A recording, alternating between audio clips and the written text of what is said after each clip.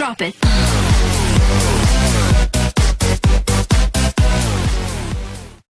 Hai Sobat Sonora, jumpa lagi di YouTube channel Sonora Bali Official. Kali ini di sesi Ruang Gizi, dan tentunya pasti ada topik yang kita bahas, Sobat Sonora. Atasi hipertensi pada lansia dengan gaya hidup sehat. Pastinya saya tidak sendiri, saya sudah bersama narasumber yang sudah hadir jauh-jauh ke sini, Sobat Sonora. Ada Dr. Ni Nengah Aryati SST MERG. Selamat pagi Bu, apa kabar? Selamat pagi. Sehat ya? Kabar baik, sehat ya. Sunggara kita semua dalam keadaan sehat ya. Iya, saya panggilnya Ibu Aryati ya. Iya, Bu Aryati aja. Bu Aryati, kita ngobrolin tentang atasi hipertensi pada lansia dengan gaya hidup sehat. Nah, tapi sebelum ke topik kita nih, mungkin bisa dijelasin dulu ke sahabat sonora yang lagi nonton ya di YouTube channel kita. Ini mengenai hipertensi itu apa, terus nanti lansia ini yang tergolong lansia ini umur berapa gitu? Ya. Jadi hipertensi, karena kita bicara tentang hipertensi ya. Kalau orang awam mengenalnya hipertensi itu kan tekanan darah tinggi ya. Memang definisi hipertensi itu ketika tekanan darah dari seseorang itu berada di atas 140/90. Jadi tekanan sistolnya di atas 140, diastolnya di atas 90. Jadi itu kemudian lansia. Undang-Undang nomor 98 Undang-Undang nomor 13 tahun 98 itu undang-undang pemerintah kita. Jadi mengatur bahwa lansia, orang dikatakan lansia bila usianya di atas 60 tahun. Jadi 60 tahun ke atas sudah dikatakan lansia. Tapi kalau menurut WHO itu usia itu menggolongkan jadi beberapa bagian. Ketika orang menginjak usia 45 sampai 59 ya, itu sudah persiapan menuju lansia, itu usia pertengahan. Ya, ada persiapan juga lansianya ya. Ada persiapan menuju lansia atau pralansia ya istilahnya. Kalau kita katakan pralansia ya usia 45 sampai 59 tahun. Kemudian 60 sampai 74 tahun itu lansia ya. Kemudian lansia sudah tua 75 sampai 90. Lansia yang sangat tua itu kan yang beresiko di atas 90 tahun itu menurut WHO. Sehingga mungkin Indonesia juga mengacu ke WHO ya.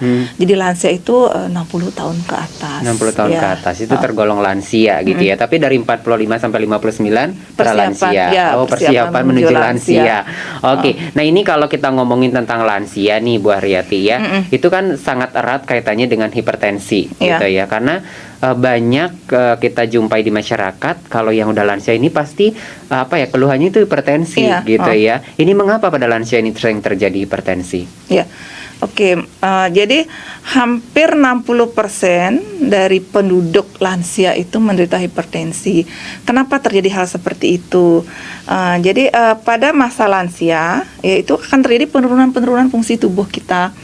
Baik itu penurunan fungsi indera ya, mata. Kan mata kita sudah mulai pakai kaca nih. Waduh, saya pakai kaca nih. Nah, itu artinya penurunan mata. Kalau matanya plus ya, kan ada plus dan minus. Nah, jadi minus, jadi yang plus itu sudah mulai menurun. Kemudian rasa pengecap ya, kita tidak bisa merasakan yang asin, yang manis gitu kan. Jadi ambang rasa kita semakin tinggi nih.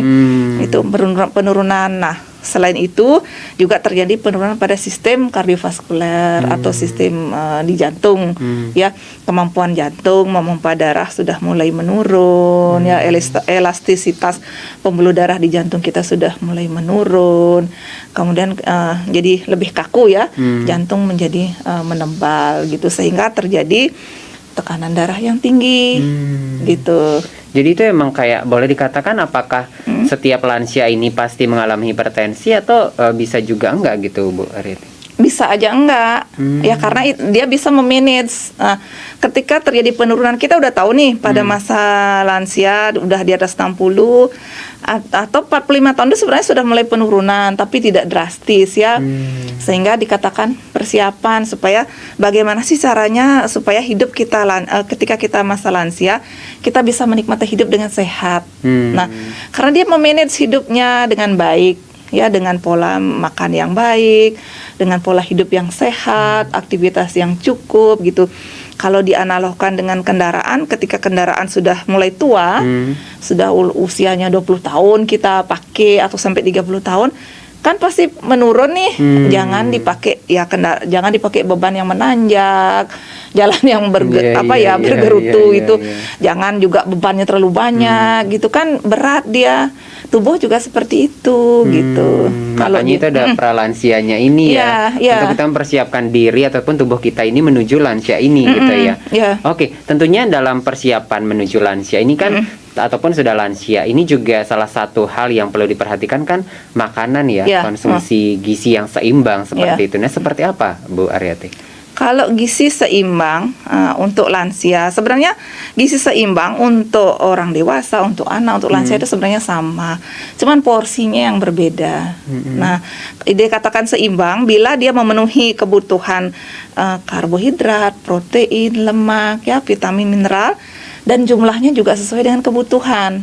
Jadi ya lansia yang perempuan kurang lebih kebutuhan kalorinya 1550 sampai 1800, laki-laki 1800 sampai 2100. Nah, itu dari makanannya. Kalau kita lihat porsinya, porsi nasi kurang lebih ya sekali makan 3/4 gelas belimbing itu ya, gelas untuk kopi yang zaman dulu itu ya, bukan kopi yang di Starbucks yang sekarang bukan seperti itu, tapi kopi yang zaman dulu ya, gelas yang kecil itu, yang gelas belimbing namanya, 3/4 gelas, itu sama dengan 100 gram nasi, sampai misalnya itu kan makan pagi ya, makan siangnya 1 gelas sama dengan kurang lebih 125 sampai 150 gram nasi. Itu tidak mesti harus nasi aja, itu bisa dari roti, bisa dari singkong atau kentang atau jagung dengan porsi yang sama. Kalau kentang porsinya bisa 2 kali lipat karena energinya lebih rendah daripada nasi. Kenapa orang melakukan diet dengan kentang? Karena kalorinya lebih rendah. Gitu.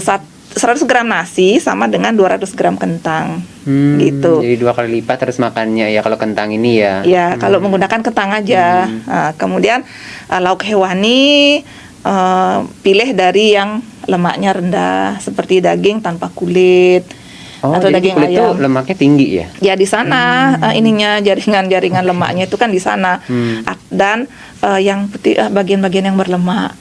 Nah, itu daging satu potongnya misalnya kalau beli yang 1/4 kita bagi 5 ya, kira-kira segitu. Kalau paha bawah mungkin 1 paha bawah kali ya kalau ayam. Kemudian telur 1 butir. Kalau telur ayam yang biasa ya, bukan ayam kampung. Kalau ayam kampung kan kecil ya, itu bisa 2 butir. Kalau telur puyuh itu 5 butir. Kan kecil-kecil telur puyuhnya. Sama dengan telur ayam yang biasa, itu telur ayam negeri ya namanya, 1 butir. Gitu. Kalau tahu tempe, kalau tahunya 1 yang kalau kita beli di pasaran kan sudah dipotong-potong ya, itu sudah cukup untuk sekali makan. 1 potong itu udah cukup? Udah memenuhi itu, udah segitu, udah standarnya. Kemudian tempenya ya potongannya segitu juga. Ya misalnya tahu tempe, kemudian dengan sayurnya setengah sampai 1 mangkok.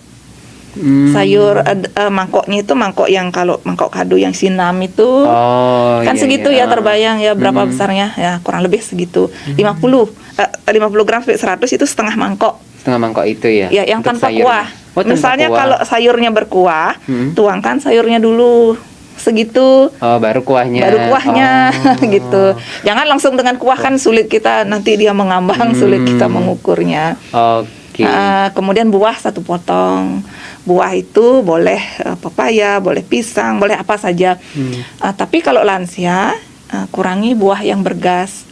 Yang seperti durian, kemudian mangga golek, tadi saya lupa mangga apa ya namanya yang bergas itu, mangga wani, mangga golek ya, itu bergas dia, jadi kita kurangi. Nangka terutama, kemudian sayuran kol, kembang kol itu bergas, bisa karena terjadi penurunan di fungsi pencernaan pada masa lansia, nanti akan memicu penyakit mahnya jadi kambuh gitu, biar nggak seperti itu. Jadi harus benar-benar diperhatikan gizi yang seimbang ini ya, Bu Aryati ya. Nah, itu kan mengenai gizi yang seimbang, tapi selain itu apa yang perlu diperhatikan juga, karena kan tidak hanya makanan saja perlu diperhatikan, apalagi yang perlu diperhatikan untuk lansia ini? Kalau itu tadi gizi seimbang ya, sebenarnya hal-hal yang perlu diperhatikan masih konsumsi nih Mas Putra ya, Mas Putra ya tadi ya. Jadi konsumsi garam. Garam kita atur, jangan nambah-nambah di makanan kita kan sudah dimasak itu kan sudah ditambah garam ya. Itu janganlah ditambah lagi biasanya. Ambil garam lagi ya. Kan kadang-kadang kita seperti itu ya. Iya. Jangan seperti itu karena itu sudah kalau misalnya masakan itu tidak kita tambahkan garam, nah itu garamnya 1 sendok teh sehari maksimal. Jadi kita atur bagi 3 itu, kemudian tambahkanlah biar ada rasa. Kalau masakannya tanpa garam. Tapi kalau masakannya sudah ditambah garam, sudah ada penyedapnya, ya nggak usah, janganlah ditambah garam lagi. Apalagi udah penyedap ini udah ngandung garam juga ya. Iya. Kemudian apalagi kecap, saus itu semua udah ada garamnya. Udah Jadi garam, kecap asin lagi ya. Ya itu kecap manis pun ada ikatan garamnya, jangan. Kemudian selain garam, gula juga paling banyak 4 sendok makan. Memang kelihatan banyak ya, tapi itu sudah termasuk dengan kue yang kita makan. Misalnya kita makan kue 2 potong itu sudah lebih dari 10 gram ya. 10 gram itu 1 sendok peres, 1 sendok makan. Nah itu sih yang penting bagi lansia untuk konsumsi. Kemudian selain konsumsi juga aktivitas fisik ya. Ya, aktivitas fisik. Kenapa sih lansia itu perlu melakukan aktivitas fisik, olahraga? Kan sering nih di Banjar-Banjar ada posyandu lansia yang ada senamnya. Senam lansia itu ya. Itu sangat bermanfaat untuk mengatasi selain hipertensi juga gangguan sendi lansia. Karena penyakit sendi terutama rematik itu kalau dipakai untuk aktivitas dia akan berkurang sakitnya. Oh, lebih berkurang? Iya, dia akan berkurang sakitnya kalau rematik. Semakin kita gunakan untuk aktivitas, ya sakitnya akan berkurang. Itu ciri-ciri rematik gitu. Kan sering nih lansia mengalami keluhan nyeri sendi gitu. Berarti kurang gerak mungkin itu ya. Iya, kurang gerak. Jadi supaya peredaran darahnya lancar. Kemudian aktivitas fisik apa yang bisa dilakukan oleh lansia? Jadi bisa senam lansia, jangan senam aerobik yang zumba gitu, jangan. Itu kan aktivitas berat ya, berat ya. Iya. Kemudian selain senam bisa jalan atau jogging, tapi jangan lari ya. Kalau sudah usia di atas 45 itu tidak disarankan untuk lari. Ya boleh melakukan aktivitas jalan dengan frekuensi dalam seminggu 3-5 kali seminggu. Ya lebih gampangnya ya 2 hari sekali. Kalau setiap hari itu nanti takutnya overtraining, kelelahan malah ya. Ya malah jadi bisa memicu radikal bebas. Kalau kita overtraining, radikal bebas banyak yang muncul, malah jadi pemicu kanker kan gitu. Kelebihan aktivitas ya orang-orang overtraining gitu. Bersepeda jangan sampai 10 kilo ya, paling enggak lah 5 kilo itu sudah jauh, udah cukup. Jadi mengikuti usia lah ya. Ya kalau lansia, kalau masih remaja sih nggak masalah masih kuat gitu ya. Iya, jantungnya masih kuat memompa darah gitu. Oke, itu nih sahabat Sonora. Dan yang terakhir mungkin Bu Aryati apa yang ingin disampaikan buat sahabat Sonora atasi hipertensi pada lansia dengan gaya hidup sehat ini, silakan. Jadi pemirsa, menghadapi masa lansia kita harus mulai bijaksana, karena pada masa lansia kan terjadi penurunan di fungsi-fungsi tubuh kita. Jadi kita lakukan pola hidup yang sehat, kemudian makan makanan dengan pola gizi seimbang seperti yang tadi, kurangi asupan garam, kemudian gula, aktivitas yang cukup, jangan berlebihan, karena berlebihan juga akan malah jadi fatal akibatnya. Kalau kurang tidak akan ada manfaatnya. Kemudian istirahat yang cukup, makanya di sela-sela waktu olahraga itu, makanya tidak setiap hari disarankan olahraga. Ada waktunya istirahat ya. Ada waktunya tubuh kita recovery untuk istirahat. Kemudian kita manajemen stres.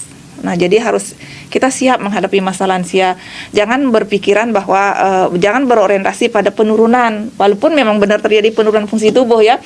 Kalau kita berpikir penurunan, jadi otak kita akan terbebani ya, penurunan fungsi jantung, penurunan fungsi ginjal. Waduh, kepala dingin nih gitu ya. Jangan berpikir seperti itu, tapi berpikirlah yang bijaksana. Artinya ketika kita semakin kita tua, kita akan menjadi semakin dewasa, semakin bisa mengambil keputusan dengan baik. Itu kan hal yang positif, sehingga kita stresnya bisa berkurang. Berkurang lah Karena ya. stres itu akan menyebabkan bisa pemicu tekanan darah tinggi atau hipertensi gitu. Oke, baik itu ya sahabat Sonora obrolan kita tentang atasi hipertensi pada lansia dengan gaya hidup sehat. Terima kasih Ibu Dr. Ninengah Aryati SST MRG Ya, sudah berbagi. sama-sama. Mudah-mudahan kesempatan itu bisa ngobrol lagi ya Bu ya. Ya, Sengkara semoga bisa kembali. Oke, Ya. baik sahabat Sonora, itu dia obrolan kita jumpa lagi di lain kesempatan. Bye bye.